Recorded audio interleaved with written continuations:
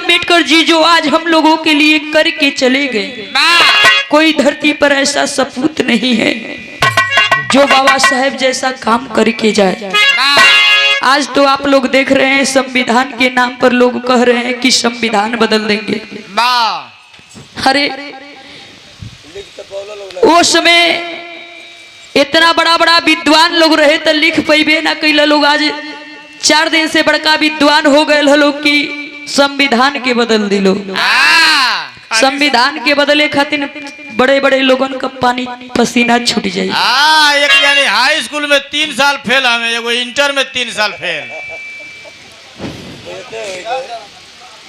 पूरा इतिहास में जानत हमें। ताई आप लोग के बीच में बाबा साहेब के बारे में एक ठो छोटा सा लोकगीत आई कभी।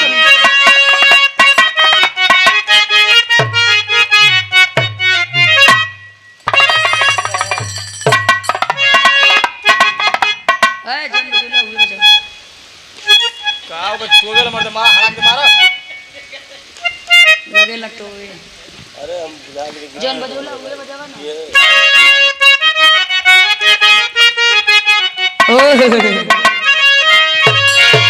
खिलल सुमानवा हरसी गइले मानवा बिहसी गइले ना, ओ बिहसी गइले ना, दलित सोच के जमानवा बिहसी गइले ना।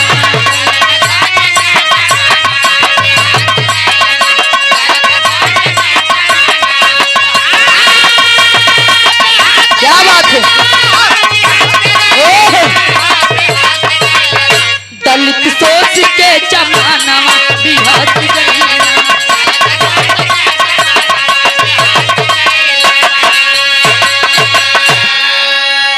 1891 14 अप्रैल के दिनवा अपलना में लालना झुलावेली मयाना।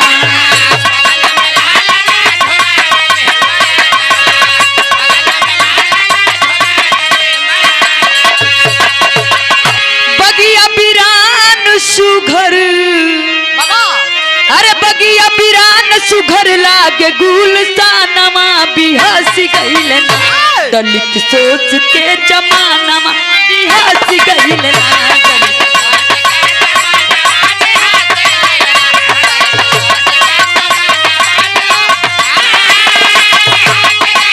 क्या बात है।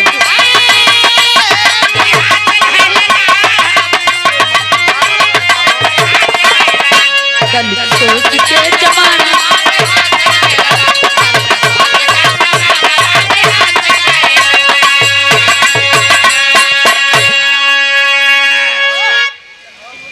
मैं उस समय की बात बता रही हूँ जिस समय हमारा भारत गुलाम था। गुलामी के जंजीर में जकड़ी हुई थी यह भारत माता, जकड़ी हुई थी। उच्च जाति के लोग हम लोगों को सताया करते थे। उस समय हमारे पुरखा पुरनिया उस भगवान को याद किए जिनका कोई आकार नहीं है, बिल्कुल निराकार है। ऐ भगवान आखिरकार हम लोगों के जिंदगी में भी कभी सूर्य का उदय होगा कि नहीं होगा। धीरे धीरे आ गए बाबूजी 1891 14 अप्रैल के दिन, जौना दिन हमने के बाबा साहेब के जयंती मनाई ला जा। आप लोगों के सुने के मिलल होई, ज्यादा दूर का बात ना है, जहाँ लोग गए रहे कुंभ नहाए, वही जन का बात बता थी। 14 अप्रैल के एक दिन पहले यानी 13 अप्रैल के दिन हमारे दलित समाज के लड़के को बाबू साहब लोग जला करके जिंदा जला दिए थे। लोग किस लिए जला दिए थे? वो बोले थे कि आज मैं काम नहीं करूंगा क्योंकि कल जयंती है बाबा साहेब का, झांकी निकलेगा। वाह वाह। आज तो हम लोग कहते हैं कि हम लोग आजाद हैं, लेकिन मैं कह रही हूँ कि आज भी हम लोग आजाद नहीं हैं, आज भी हम लोग गुलाम हैं। जा करके आप लोग देखिए कहीं कहीं ऐसा है कि छुआछूत की बीमारी, भेदभाव लोग रख रहे हैं। धीरे धीरे समय बीते लगल भइल का कवि जी।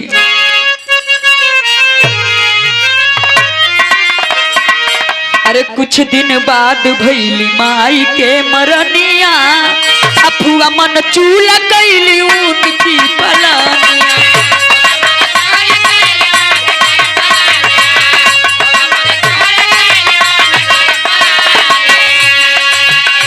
धीरे धीरे बीते लागल हो,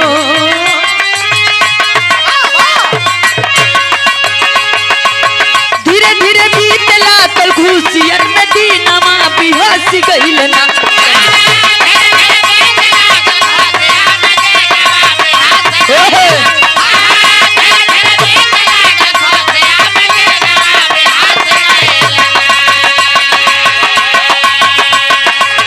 धीरे धीरे बीते लागल खुशियन में दीनमा बिहस गइल ना। कल सोच के जमानमा बिहस गइल।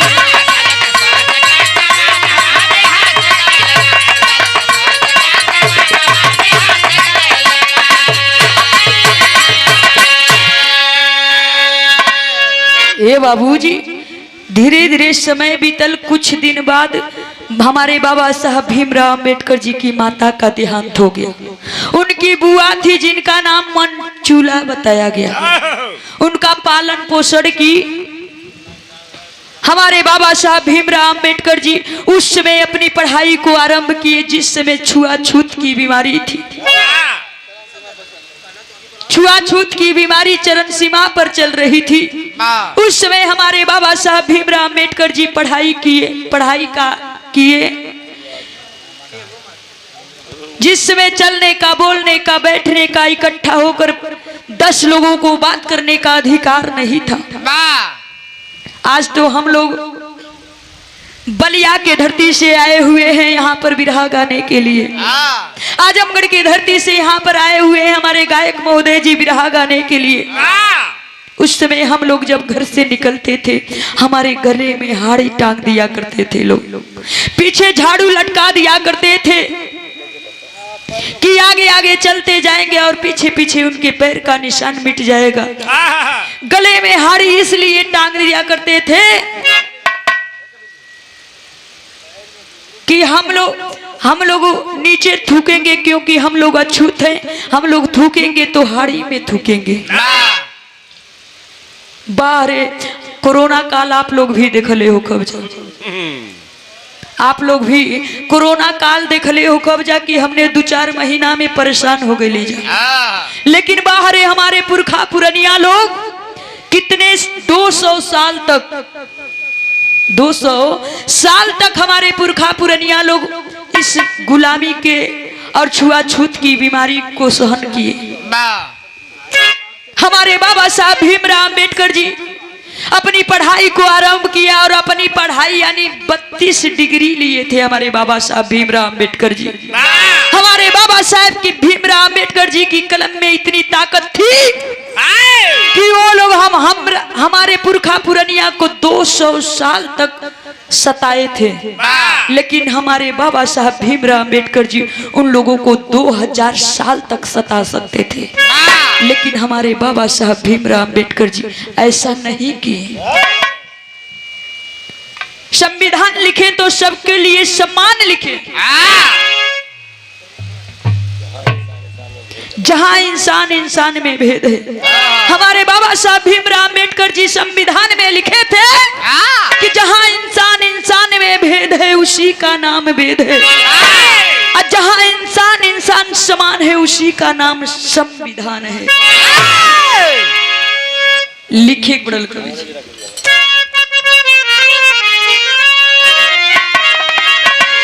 अंग्रेज रख दिहल शर्त एक भारी, हिंदुस्तान के सजाए दातियार।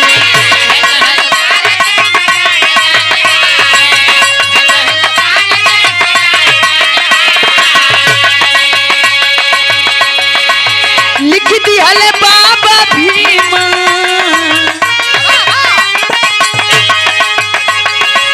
लिख दिहल बाबा भीमराव संविधानमा बिहस गइल।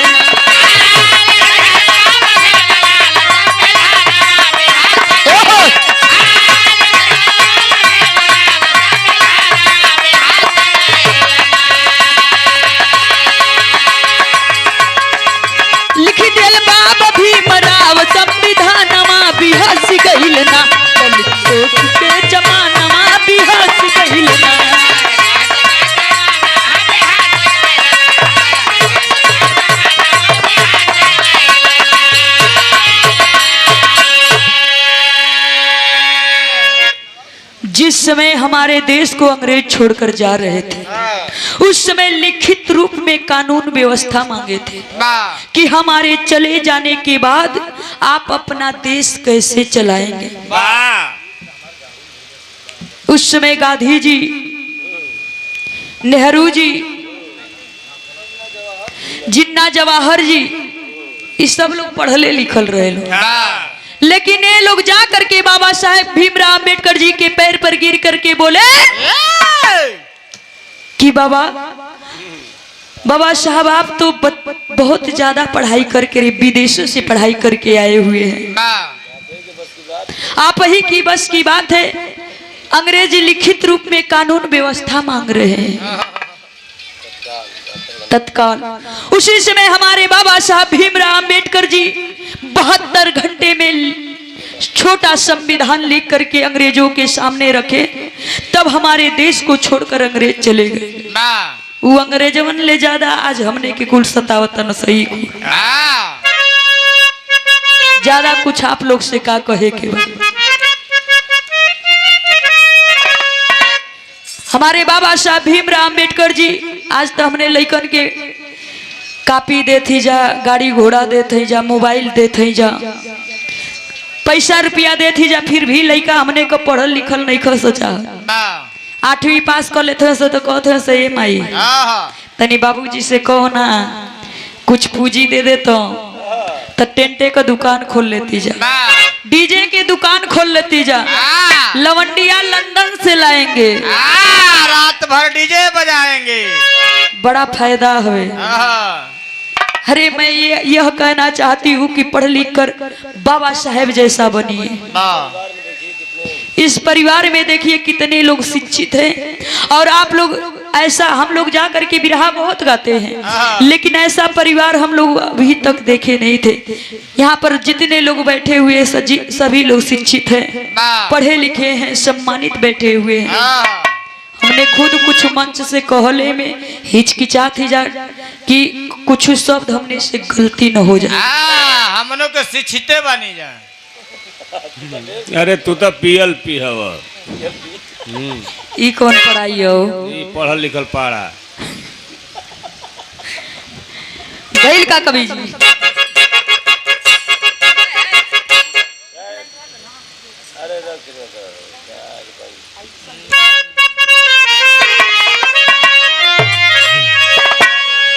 बाबा साहब कहले दे मोर चमरिस्तान हो, गांधी जी मिटवल बिरादरी पहचान।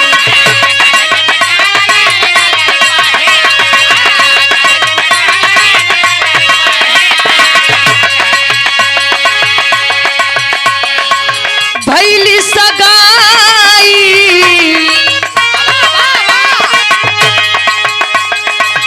भैली सगाई भैली सबिता जना नवा बिहस गइल ना।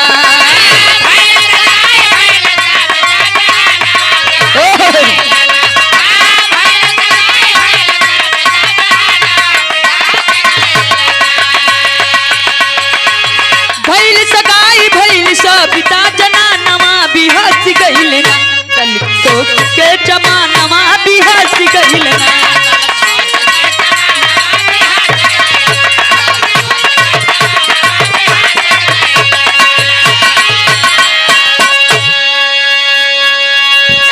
हमारे बाबा साहब भीमराव अंबेडकर जी गोल मेज कॉन्फ्रेंस लंदन कमेटी थी, बैठक हुई थी, वहीं पर हमारे बाबा साहब भीमराव अंबेडकर जी अपना चमरिस्तान अलग मांगे थे कि हमें हमारा चमरिस्तान अलग चाहिए। उस समय गांधी जी अमरण अनशन पर बैठ गए। हमारे बाबा साहब भीमराव अंबेडकर जी बड़े दयालु किस्म के थे। बाबा साहब सोचे कि इस अनशन से तो गांधी जी को कुछ भी हो सकता है, सिंगल बॉडी का आदमी का खाली डंडा लेके चल, कहीं मर जाइए तो हमारे ऊपर इल्जाम लग जाइए कि बाबा साहब की वजह से गांधी जी मर गए। उस समय हमारे बाबा साहब भीमराव अंबेडकर जी अपनी मांग को निरस्त कर दिए। हमारे बाबा साहब भीमराव अंबेडकर जी कहते हैं और लिखे भी थे और कहे भी थे कि हमसे जिंदगी में एक ही गलती हुई थी। जिंदगी में सबसे बड़ी गलती हुई तो वही गलती हुई कि मैं अपनी मांग को निरस्त कर दिया। जो मांगा था कि हमें हमारा चमरिस्तान दे दीजिए।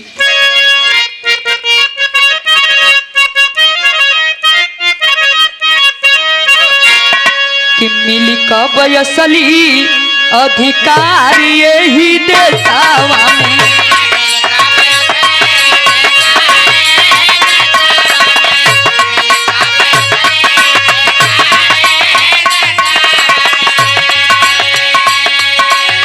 शूद्रवन के समझे सब गवार यही देशवा, गवार यही देशवा में। मिली कब असली अधिकार यही देशवा में।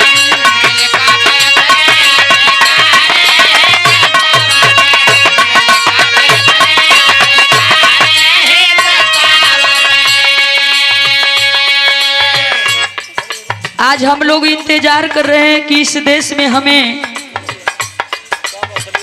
कब असली अधिकार मिलेगा,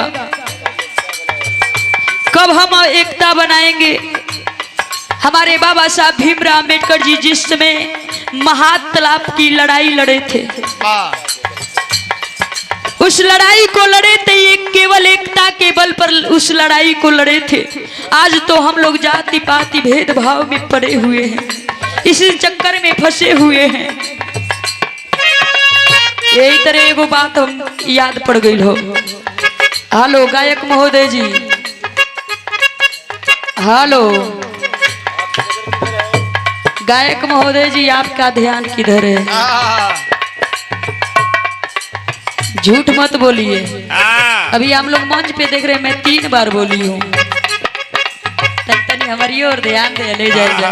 इस समय घरे दिमाग गइल है, भोर भार न बा।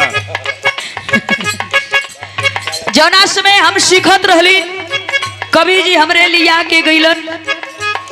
एक जनी कोर्स करेला, उनकी केहन लिया के गइलन। पंडित रहला, यादव रहला। वही जन गईनी जब बरंदा में बैठला देहला, हमारी ये बिरादर रहला।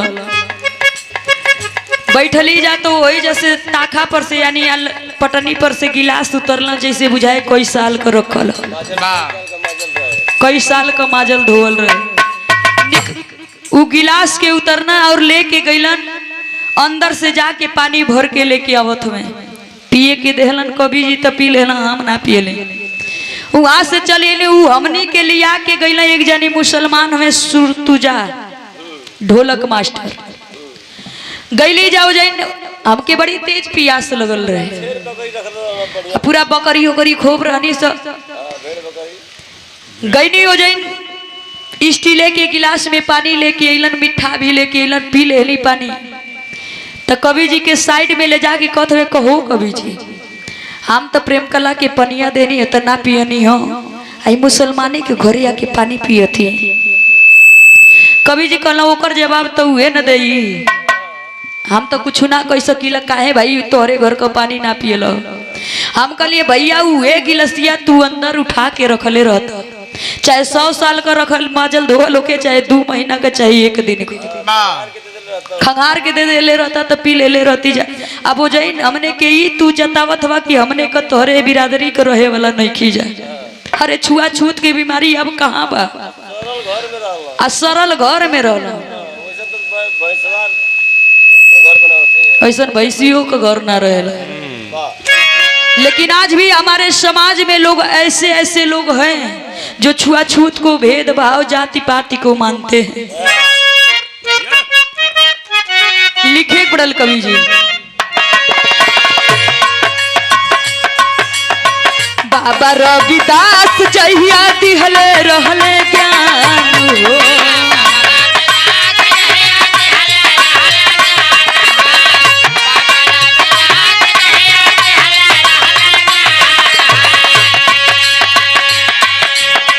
चलेला न काहे उनकी बतिया के मान हो।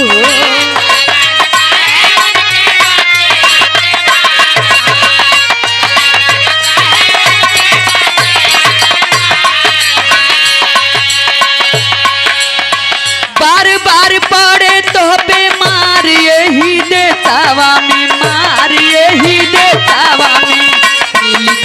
असली अधिकार यही देशवा में।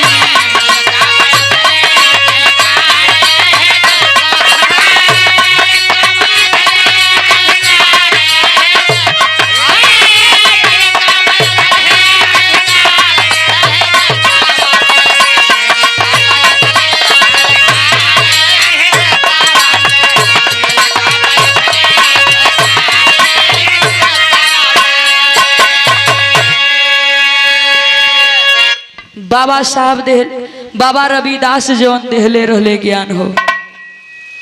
हमारे संत गुरु रविदास जी, जिनको संतों में संत शिरोमणि कहा जाता है। शिरोमणि की उपाधि किसी को मिली तो संत गुरु रविदास जी को मिला। बहुत ही ज्ञानी थे, वही संत गुरु रविदास जी थे जो जूता चप्पल बनाने का काम किया करते थे।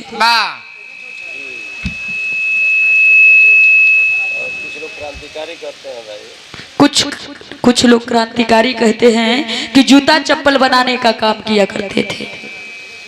मैं उस समय की बात बता रही हूँ कि बावन और पंडित जी में और हमारे संत गुरु रविदास जी में तुलना हुई थी कि कौन बड़ा है। सब लोग गैल मूर्ति के फेंकल लो, कहला लोग कि जेकर मूर्ति डूब जाई, तैरे लगी तो हुए महान रही। ई लोग का कैला लोग कि संत गुरु रविदास जी के मूर्ति के बदल दे लो, पत्थरे का बना दे लो, आय अपने काठे के मूर्ति रंगों के बना दे लो, ले जाके गंगा जी में फेंकल लोग। लेकिन हमारे संत गुरु रविदास जी इतने ज्ञानी थे और इतने सच्चे दिल के थे कि सबकर मूर्तियां उन्होंने उनका कठवा का मूर्तियां डूब गई और हमारे संत गुरु रविदास जी के पत्थर की मूर्ति थी वो तैरने लगी। लिखे पड़ल कवि जी,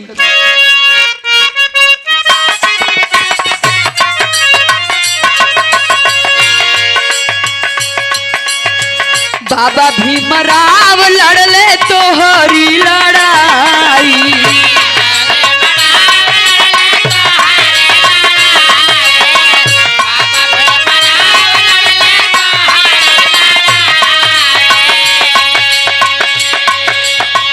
उनकी तपस्या काहे गईला भुलाई,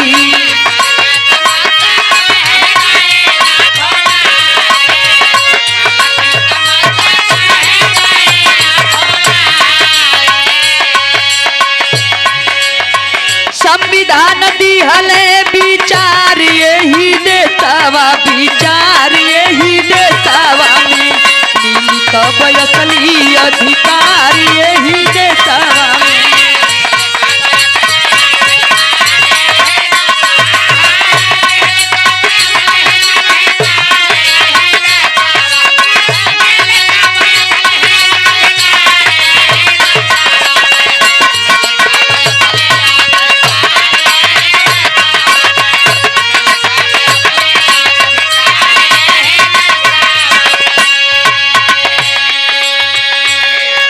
कुछ लोग कहते हैं कि हम भीम आर्मी वाले हैं, कुछ लोग कहते हैं कि हम अम्बेडकरवादी हैं, लेकिन मैं कहती हूँ कि ना ही भीम आर्मी बनिए और ना ही अम्बेडकरवादी बनिए। हमारे बाबा साहब भीमराव अम्बेडकर जी की बताई हुई रास्ता पे चलिए। ये सब तो दिखावा, ये सब दिखावा। हमारे बाबा साहब भीमराव अम्बेडकर जी जिस रास्ते को बताए, जितनी मशक्कत झेल करके हम लोगों के लिए संविधान लिखे, हम लोगों के लिए जो करके चले गए, उनके बताई हुई रास्ते पे आप चलिए। पार्टी बदलने से कुछ होता नहीं है।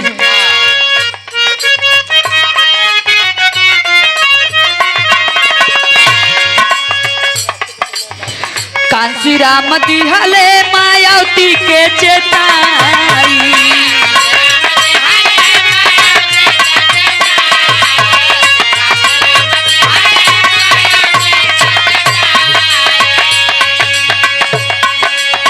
बहन मायावती करे तोहरी अगुआई,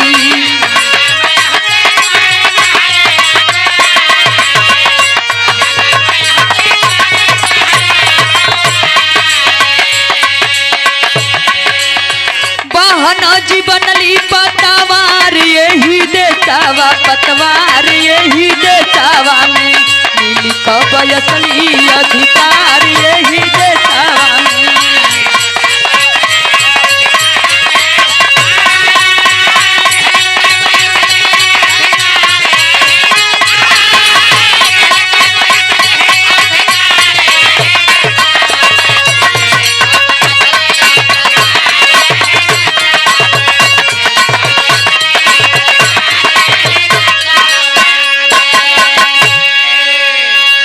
बाबा साहब भीमराव अंबेडकर जी की बताई हुई रास्ते पर कांसी राम जी चले, बहन कुमारी मायावती जी चली। जिस समय उनकी सरकार थी बहन कुमारी मायावती जी की, उस समय सब लोग थर्राए कापे लो। आज का बुलडोजर चलत है, आई लोग का बुलडोजर चलाई लो। बुलडोजर बाबा के बस का ना बुलडोजर चलावा, वो लोग खाली साड़ा और भैंसा छोड़वावे लोग देश में। गाना के अंतिम लाइन में लिखे पड़ल कवि जी,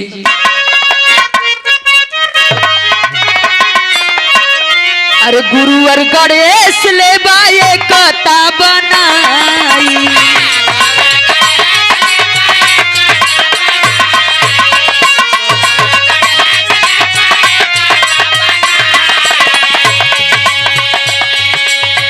अपन सम्मान ले बाया पाने बताई।